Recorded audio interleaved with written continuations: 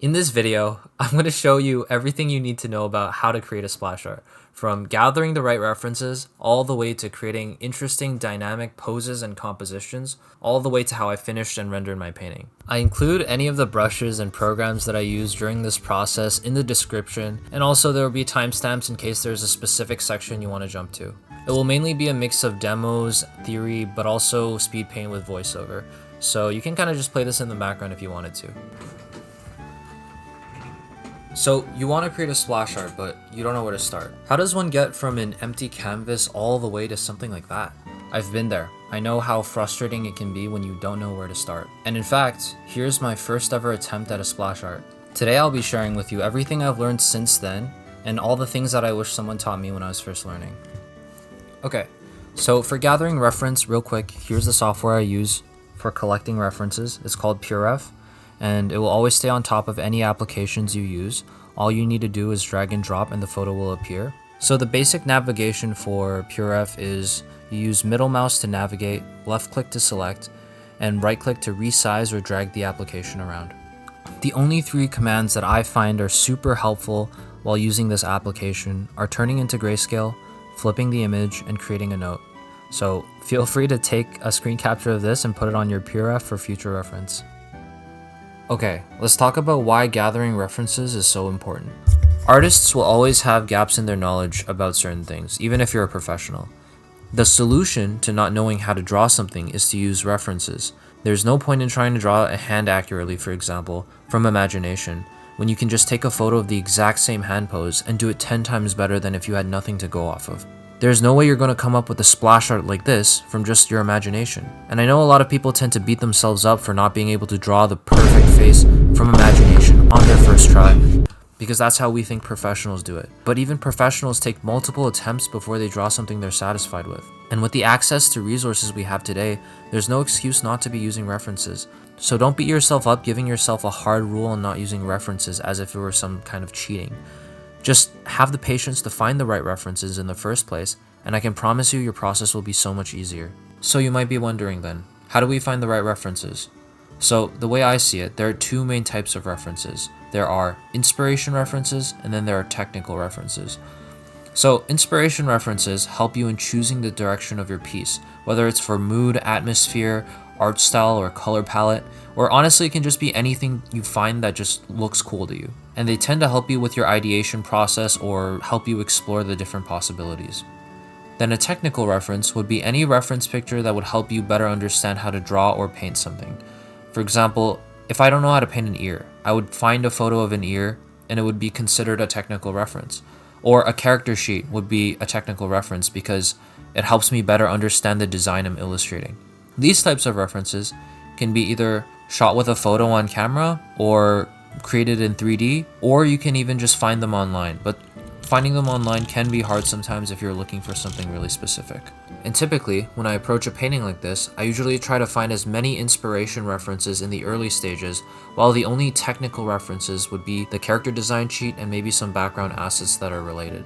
And the reason for this is because during the early stages, you have the freedom to come up with crazy ideas and compositions. This is where you have the most creative freedom, so it makes sense to gather whatever inspires you to invoke new and original ideas. At the same time, during the later stages, once you have everything planned out, past the green light stage, which we will talk about later, you want to stick to your plan, which means the later you go, the less changes you should be making. There are a lot of reasons for this. One of the main ones being making big changes once you've already rendered everything can mean you'll have to go back and redo a lot of those areas that you've already rendered, which is not only inefficient because now you'll have to re-render certain areas, but once everything is put into place, introducing a new change may lead to new problems. This is why you see most splash art stay relatively the same from thumbnail to final.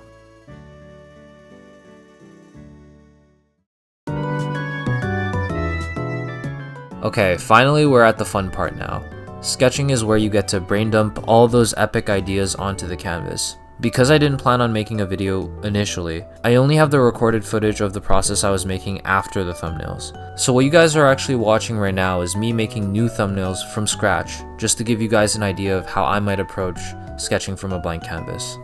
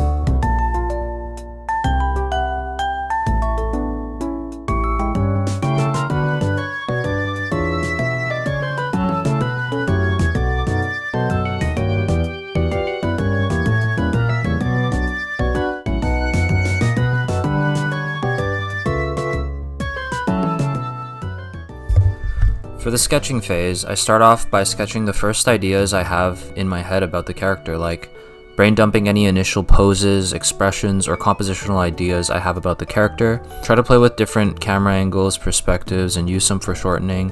And don't forget to gather references on the potential background assets you could use for later.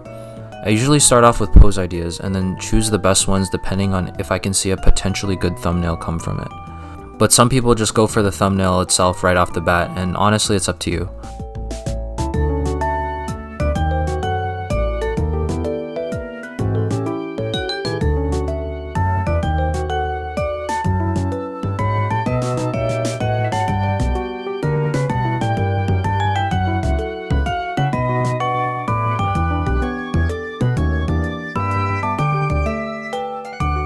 While sketching, I'm always trying to be aware of the character I'm drawing and the narrative I'm making about the subject, because at the end of the day, splash art is about selling the fantasy of the champion to the player, not just painting some generically cool pose with a generically attractive character. I mean, sometimes it can be like that. So consider how what your subject is interacting with can say about their personality, history, and narrative.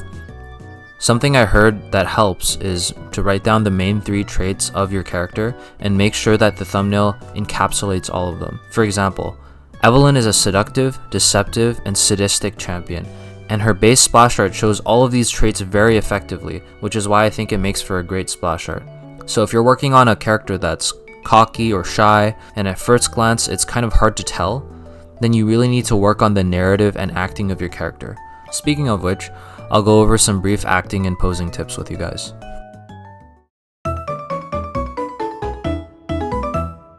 Have you ever wondered how people come up with these epic dynamic poses? It's actually not that difficult once you break it down and simplify it. Since a lot of the times, the main gesture of the body can be dictated by the head to ribcage to pelvis curve, which is pretty much the curve of your spine. Once we break the figure down into its fundamental components, a head, a ribcage, and a pelvis, we'll be able to visualize the gesture more clearly. So keeping that in mind, we can use the simplified model to analyze different poses. The key ingredient to a pose feeling more dynamic is either having a lot of twist or bends or both. This artist is a great example of this. In every pose, there's some form of twisting or bending between the 3 sections.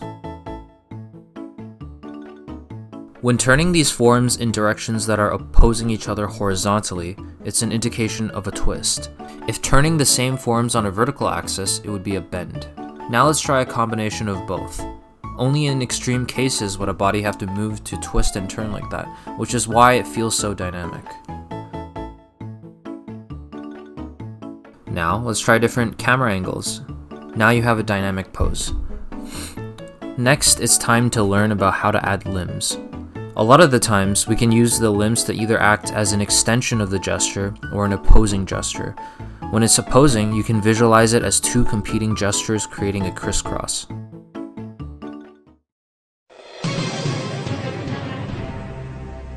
Alrighty folks, it's time to put your thinking caps on. Which pose out of the 2 are more dynamic? Is it A, dabbing in perfect 90-degree angles, or could it be B, anything but that? No rush, take your time.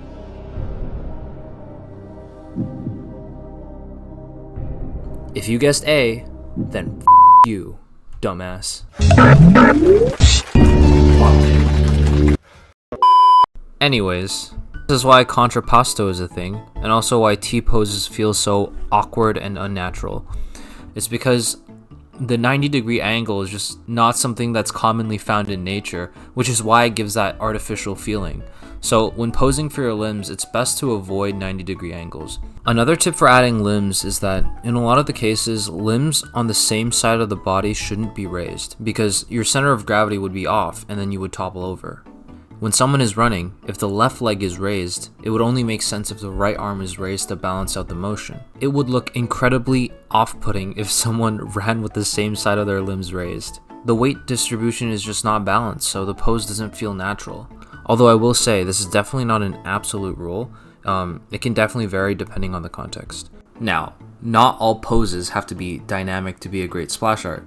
A lot of beginner artists tend to think that the more dynamic the pose is, the cooler the splash will be. but it honestly depends on the personality and story of the character you're painting. Once again, the purpose of a splash is to sell a fantasy of the champion to the player, and if you want to sell it, you need to be able to highlight the key aspects of the champion. For example, Karma is all about balance and harmony, so in a lot of her splashes, it reflects that. This explains why she's oftentimes sitting down meditating or in a symmetrical pose, and even when she's standing up, she's not in some crazy dynamic pose. And I would argue that they're equally as good splash arts because they accomplish their goal, which is to tell us what the champion is about. Not only that, but you can have a static pose, but you can play with different camera angles or use different dynamic compositions, and the piece can still have that oomph factor. So be clear about your goals before you start sketching the pose. Body language is very important for communicating what your character does or what type of person they are. Usually, the biggest actors on the body would be your face, hands, and overall posture. But even the smaller minute changes can say a lot about your character.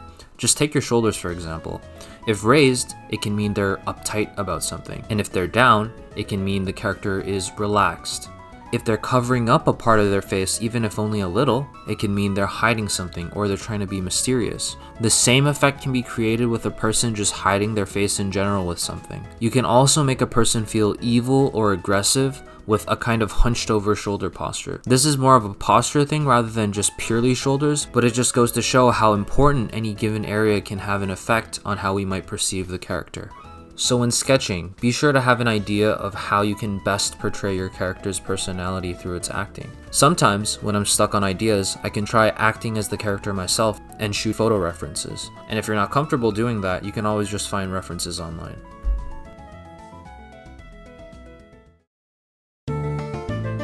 Let's briefly go over some basics about Greyscale before we hop into the demo. What I mean by Greyscale is just blocking in the local values, figuring out the lighting, and also knowing where to place the most contrast to create a nice visual hierarchy. Why do we have to start off with Greyscale, and why can't we just jump in straight up paint with color? It's actually not wrong to jump in straight with color, but it can be difficult to handle both saturation and values at the same time, whereas if we only start with Greyscale, we're separating the two components, so it's a lot easier to approach. So blocking in values is pretty simple. If we're painting a ball and that ball is dark red, then we're basically just translating that dark red into the correct corresponding value, as if we're making a monochromatic painting. However, not all colors have the same values at peak saturation. For example, the brightest and most saturated blues and reds are going to be naturally way darker than the most saturated and bright yellows. But that's a whole other topic. If you want to learn more about this, you can find more on Marco Bucci's channel where he explains this concept really well. I'll link his video in the description. But essentially, this means you have to develop an eye for translating colors into their right values. Anyways, besides that, there are three main types of value structures we need to keep in mind before blocking in the values. There's the high key, low key, and mid-tone paintings. High key paintings mostly consist of brighter values, low key paintings mainly consist of darker values, and mid-tone, as you probably guessed, is in the middle. Now, why is it so important? Essentially, the idea for each of these value structures is that you want to use the opposite values to push out your main focal points, so the viewers know which areas are the most important to look at first. So in a high key painting, we would use darker silhouettes to push out the character, and then vice versa when it comes to low key paintings. Now in the mid-tone paintings, we can achieve this by using both the darkest darks and the lightest lights. And if we take a closer look into the splash done by Bo Chen, he uses the darker and lighter tones to push out a Kali's silhouette. Silhouettes are essential to splash arts, and he uses a technique called simultaneous contrast. And it's a technique where we can pull out the silhouette value-wise by making the background brighter where the silhouette is darker, and making the background darker where the silhouette is brighter. You'll notice here when we simplify the values, where the values are darker, for example her hair or her scythe, he'll boost the values behind those areas to further accentuate her silhouette. And in areas where it's brighter, for example the tip of her hair and areas being hit by light, he'll use relatively darker mid-tone values to push out the silhouette in those areas too. This effect can be more easily applied, especially when it's a mid-tone painting, due to the fact that the darker darks and the lighter lights will always be darker or lighter than the mid-tone value, compared to a high-key or low-key painting, where sometimes it's exclusively dark against light or light against dark. But it's not a rule. You can have simultaneous contrast in high-key or low-key paintings, and neither one is better than the other. It really just depends on the situation. Now let's talk about creating a value hierarchy.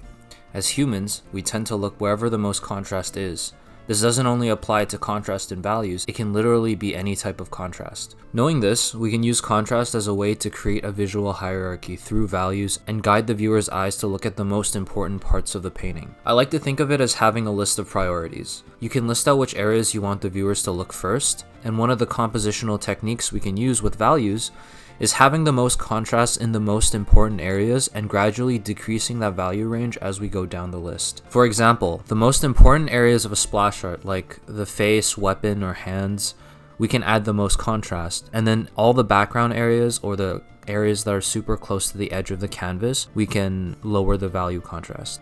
Okay, now that we have the basics out of the way, let's get right into the demo.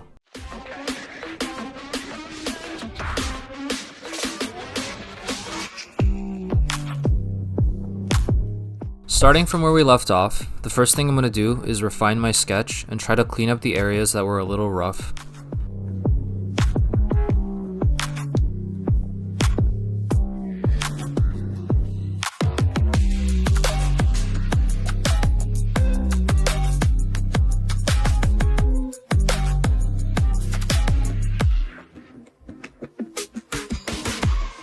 As you can see, I'm now adding these loose leather straps that were a part of Kane's design that I missed from earlier, and I'm using them as a tool to create flow and draw the viewer's eyes towards Kane's face.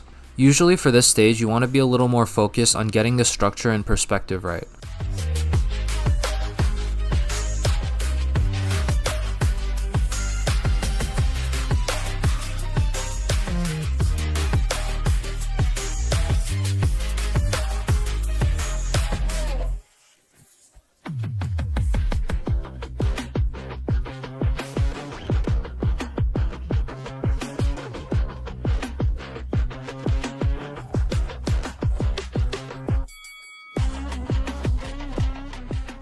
The next thing you want to do is block in your character foreground and background elements all on separate layers so that you can edit them individually later on. As you can see, I'm pushing out his silhouette by brightening up the background like I talked about earlier, and also creating a slight vignette on the sides to further draw in the viewer's eyes. This entire time, I'm constantly zooming out to get a better feel for the overall composition to see whether or not everything is working. And by doing this, I'll know where to make the adjustments. I don't want to make this video too long, so I won't get too in depth about the lighting.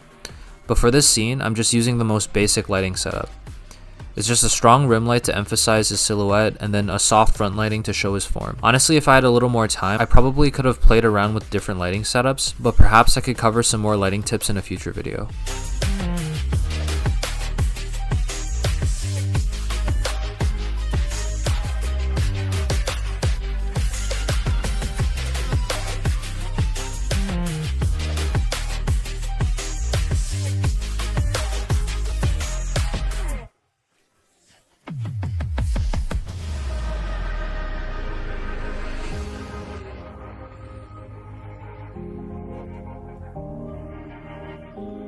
Over here, I'm quickly blocking out the pattern by duplicating and merging layers and then transforming them into the right perspective. I'm not being too worried about the ceiling lights just because my goal right now for the thumbnails is just to get the feeling down.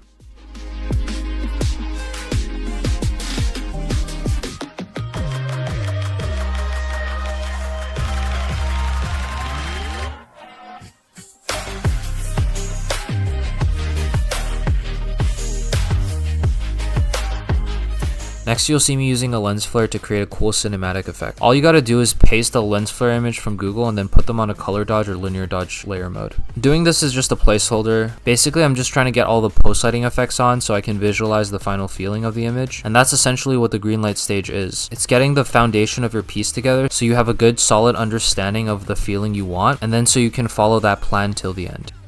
Now it's time to talk about the topic you've all been waiting for. Whoa, whoa, whoa, whoa, whoa, whoa, whoa, whoa, hey. Okay, hear me out. Despite what you think, 3D software actually isn't that hard to learn, and it can actually help us tremendously when painting a splash. In fact, I'm fairly new to it, and I picked it up pretty quickly, which means if I can do it, there's no way you can't. Really quickly, I'm gonna go over the essentials on how to use this software, and it's a free download, but if you're still not interested in this section, it's not mandatory. You can feel free to skip ahead and then come back later whenever you want.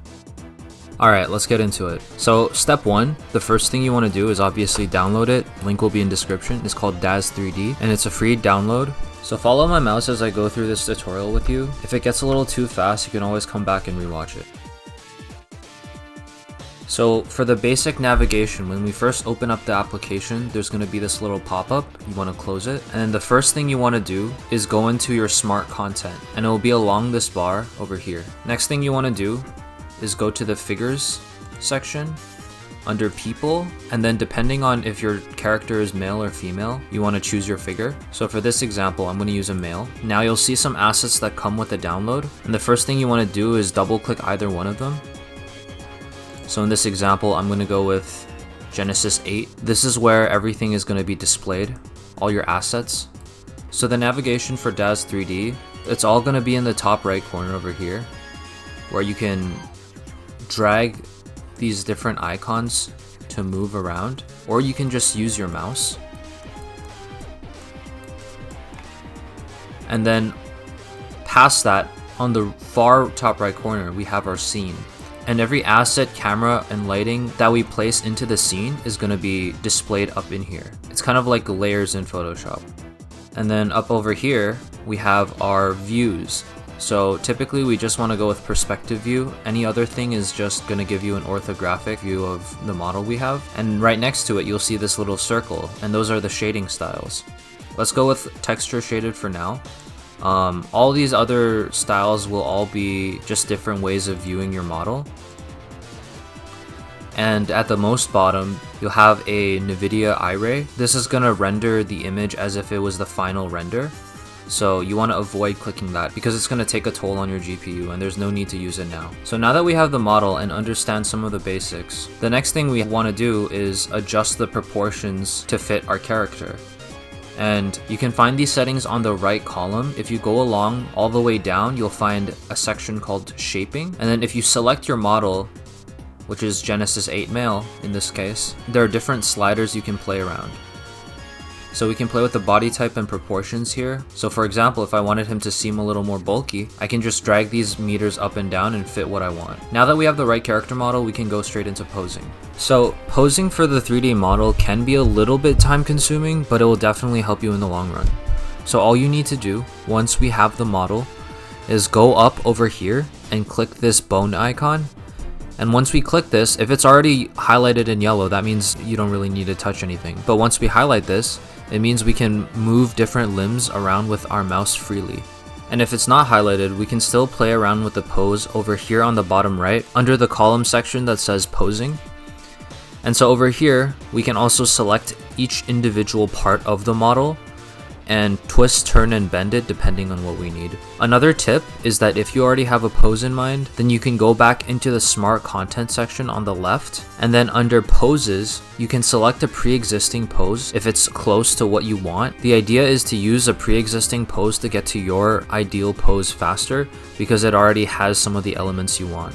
After that, we want to create a camera and place the camera angle the exact same way our thumbnail is showing it as. So in this case, I'll be showing Kane from behind. I'll have my thumbnail on the PureF and then try to match the exact same angle I have in the thumbnail. We're doing this so we have a proper representation of how each lighting might affect the model in certain lighting scenarios, and also the final image rendered through this 3D software will be shot through the camera that we're using. So you want to create a camera by going to the top bar over here and click this icon and just click accept. Don't worry about the settings. And then over here on the top right, you want to go under perspective view and then click camera. This basically means that wherever you navigate from now on using this camera is where the final image is going to be rendered from. And once we have our camera in place, you can always go back to the perspective view and play around with different assets in the shot. I'm going to speed up the part where I start posing. It usually can take anywhere from 10 to 20 minutes. Just try to make it 1-to-1 accurate to the thumbnail you made and be patient with it.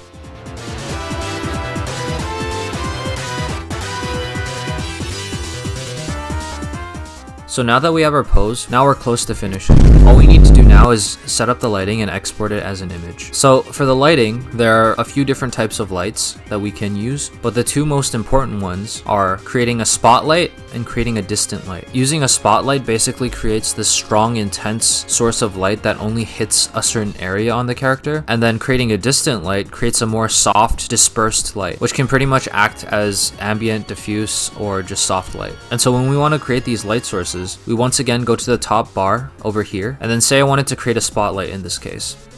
Just click accept, and as you can see, the model will get super dark because now that we added a light source to the scene and that light source isn't shining on the model will appear as if it's not being hit by any light. So the next thing you want to do that's pretty important is deselect any of the assets in our scene by clicking on an empty space in the scene panel. And this is important because if we go under smart content now, there will be something called the render settings, and then under render settings you want to find iRay advanced render settings, and then you want to double click it. So once we double click it, there's going to be two things that pop up on our scene. Now you want to go to render settings over here and then go under environment, and then under environment mode you want to select scene only. This basically makes it so that the only light sources that you add into the scene will be the ones affecting your character. So now you want to go back to the top right over here and select the spotlight that we just created, and you want to zoom out and then shine it from where the light source is hitting your character in your thumbnails.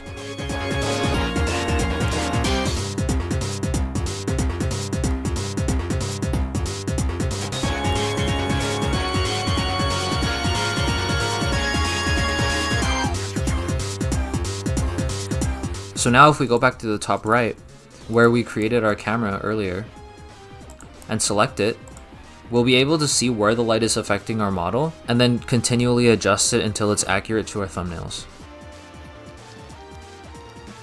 Next, I'm going to create a new distant light to match the soft front lighting I have in the thumbnail.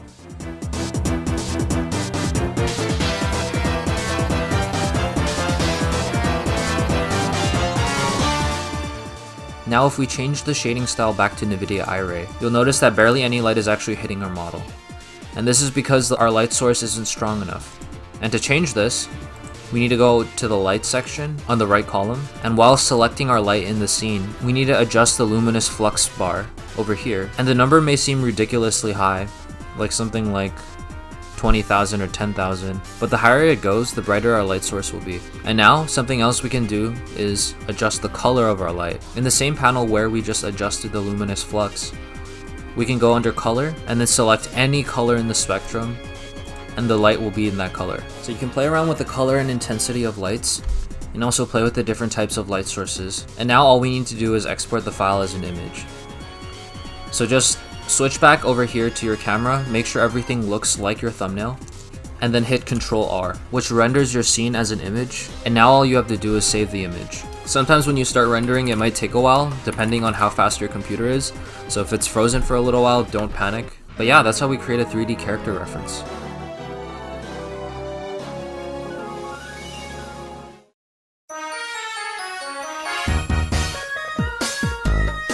Finally, we're at the point in the process where I started recording for this piece. There's actually a little bit more footage of me refining the thumbnail before adding this color, but for the sake of keeping this video from being any longer than it has to be, I'll probably upload a second uncut version of the progress from start to finish as a separate thing. Anyways, I use a combination of multiply and overlay layers to block in the general idea of the local colors, and then just try painting over them on a normal layer above. To be completely honest, I just went with my intuition here, which didn't really serve me well, because I ended up realizing how off my colors were later on.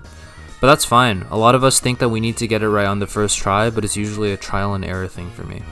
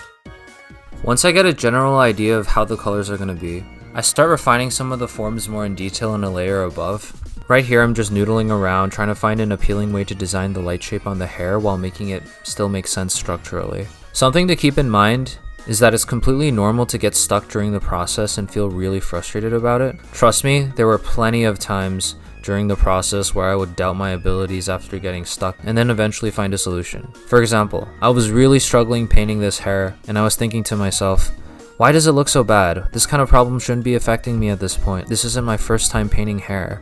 But eventually, I either ask my peers to give me a critique or noodle around long enough until I find a better solution.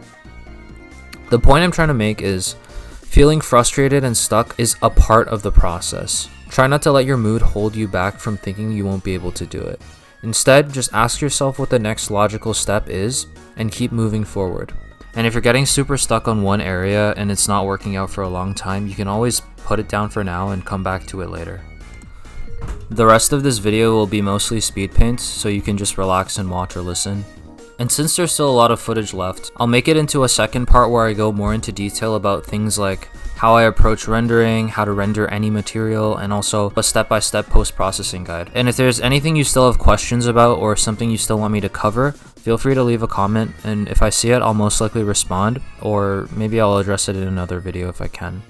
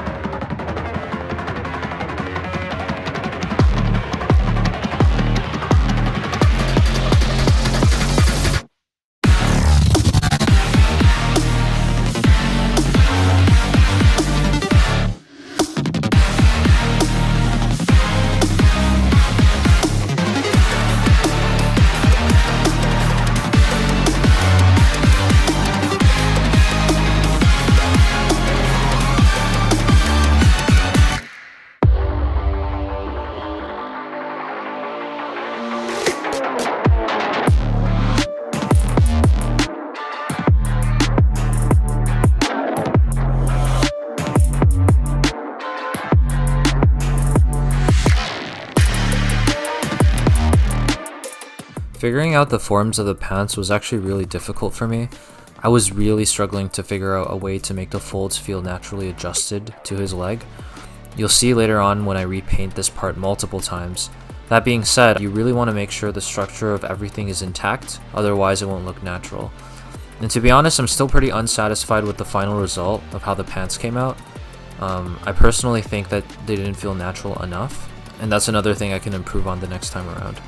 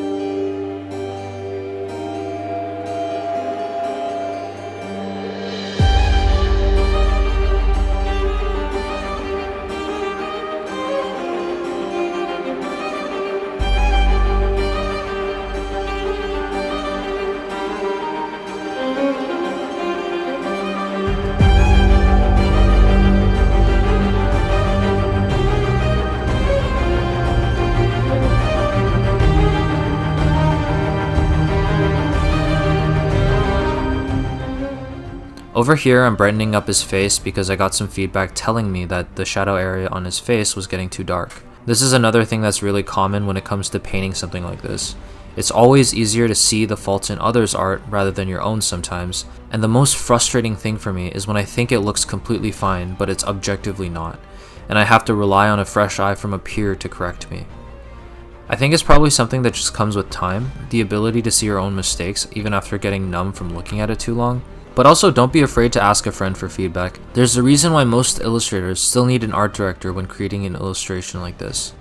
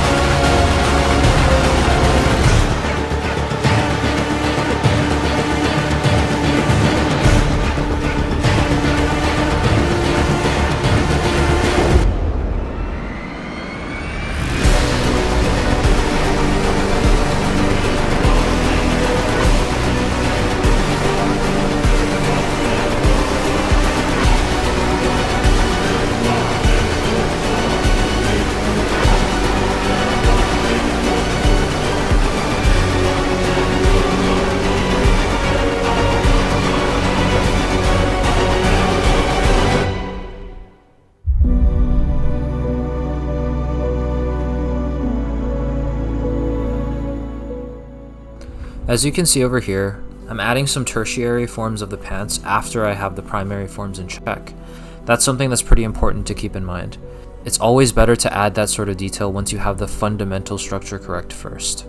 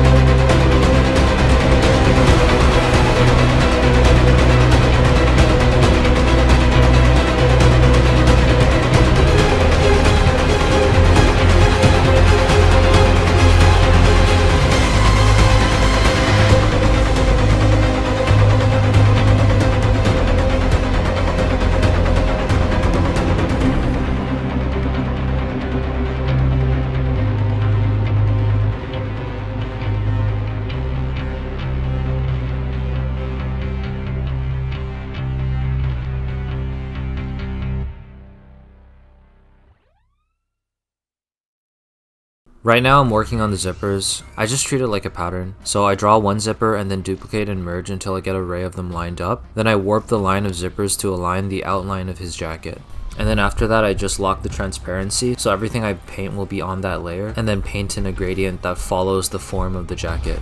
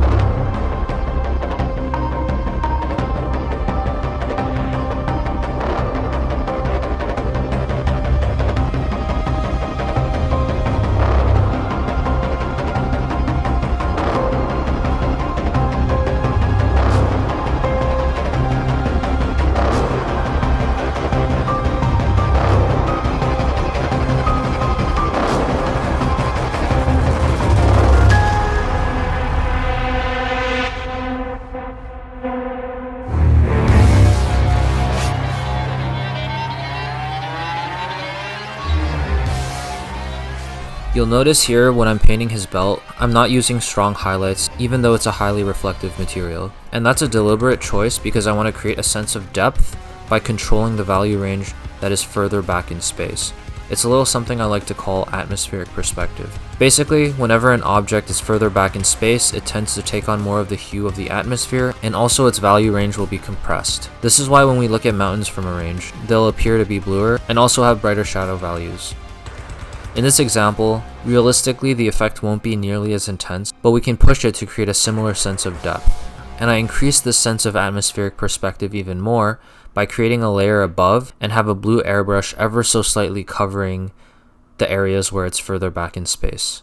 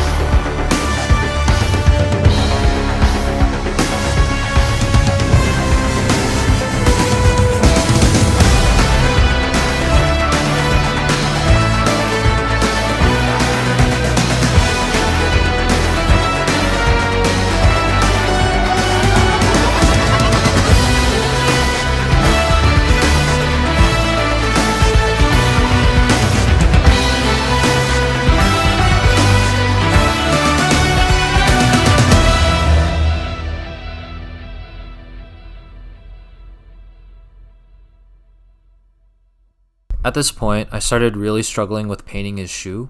I was never really good with painting shoes, to be honest, but in this case it was even harder because of the pose. The only other option was for me to find a reference that was really close to the pose, and upon attempting it a few times, I just gave up and photo bashed a similar shoe over it and painted on top of that.